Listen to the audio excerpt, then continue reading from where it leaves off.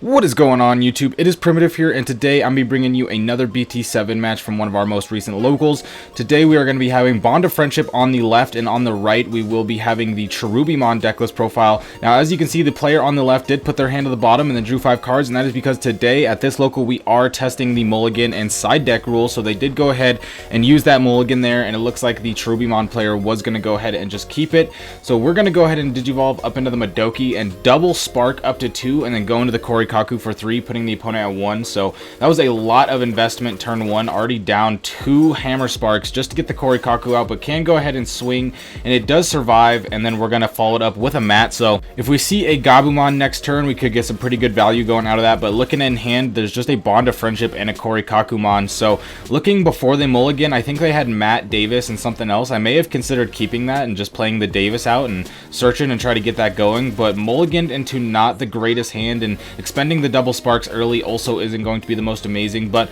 the Bokomon is going to come out. It's going to be able to hit the mat and grab one of the hybrids. Depends on if they want the looks like they're going to go for the Rihimon, and now this actually does give the Korikakumon or the Upamon a target to be able to attack and get a draw. So we're going to Digivolve into the Korikakumon, so now that one's not going to be able to attack or block with the Bokomon, and they can go ahead and attack and get a draw with the Upamon here. The Korikaku does go down, but they're looking at a pretty decent spot now because they have a Gabumon in raising. They can go ahead and play down another mat in hand if they want to, and they are going to. They're going to expend a third Spark to put their opponent at 2 and set up to be gaining a bunch of resources next turn. Now the Salamon does go down, which means they can recover up back to 4, and that's going to put them in a pretty healthy spot just because this isn't BT6 Gabu, so the Bond isn't really going to be swinging that much. The mat's going to come down now, and there's going to be no more choking going on that end.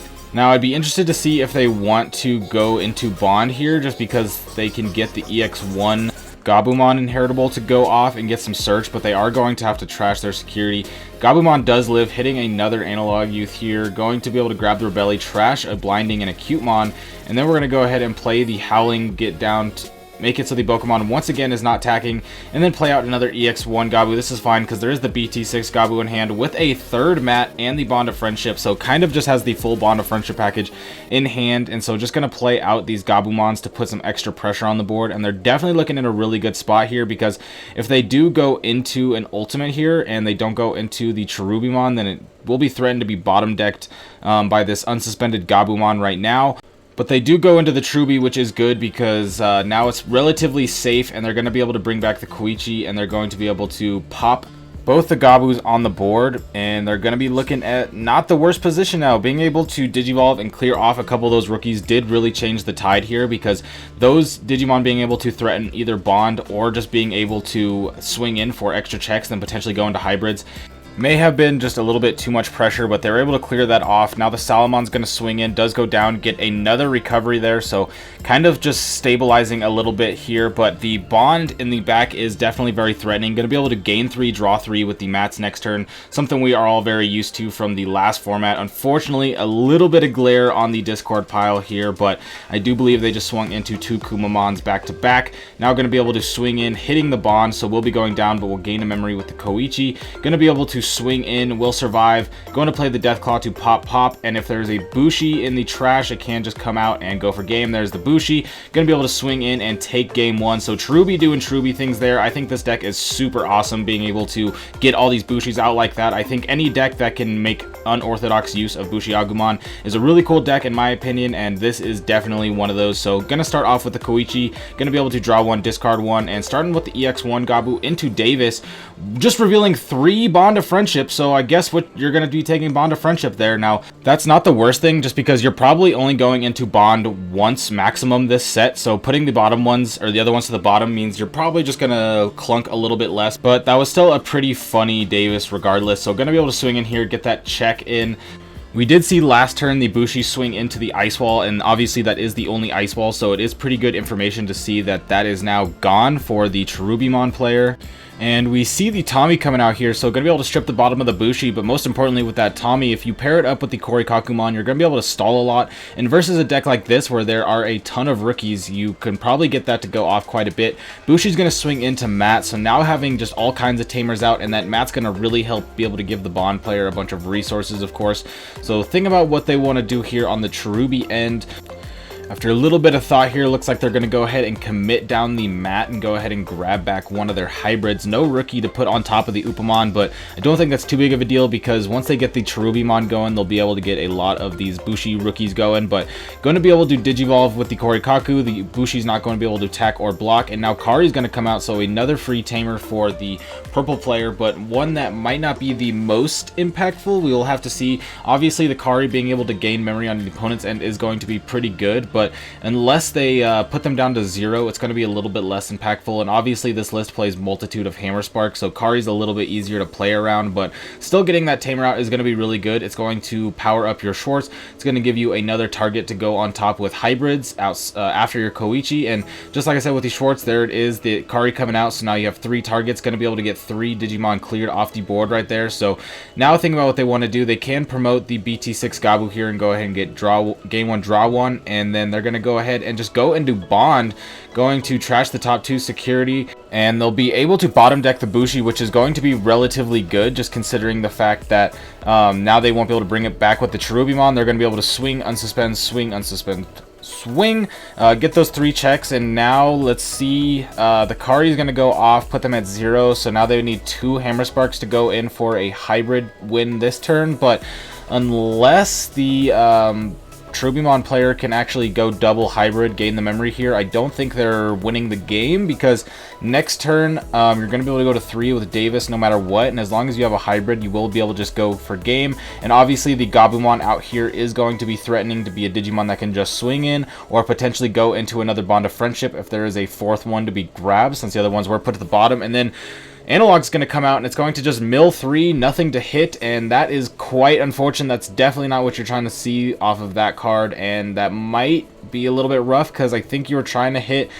some sort of hybrid there, or I'm not 100% sure what they're looking for, but they just don't have a lot going on.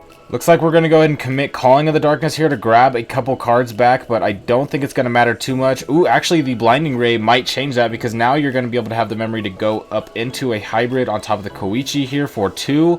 And then now what are you going to do? That's the question. Ooh, going to go into Rebellimon to get a blocker with Retaliate here. The Retaliate definitely not really mattering, but the blocker is going to be. But still, if there is a hybrid, this is just game. You can swing with the Gabumon. It's going to block here, and then they go in with the Kumamon right there and swing in for game and going to tie it up 1-1. And now the Cherubimon player, of course, going to be having the Bond go first, and they're just going to start off with a Drabu and Raising and then a Mat, so very powerful start. Of course, wanting to get that Gabumon Mat that we just saw so much of last format and saw how powerful it was, so Analog going to come out here, going to be able to grab a hybrid, trash the other 2. No rookies going into trash right there, and no sight of the Cherubi yet or the Rihimon, but we're going to be able to search again, reveal the top 5. Looks like there are 2 tamers they can grab and no hybrids, so just going to go ahead and grab the Mat, leave the Kari at the bottom. And now that's, I mean, the Mat is going to be good. It's going to be a memory tamer. You're going to be able to grab back one of these hybrids in your trash and relatively just make it so you don't get choked like you are right now. The choking at this moment doesn't matter too much, because since your opponent played the Davis and they're going to go to 3 anyway, you can just play the Mat right here, put your opponent to the 3 that they would be at. And Bushi swinging into another Mat, so this is multiple times this set that a Bushi Agumon has swung into a Mat here.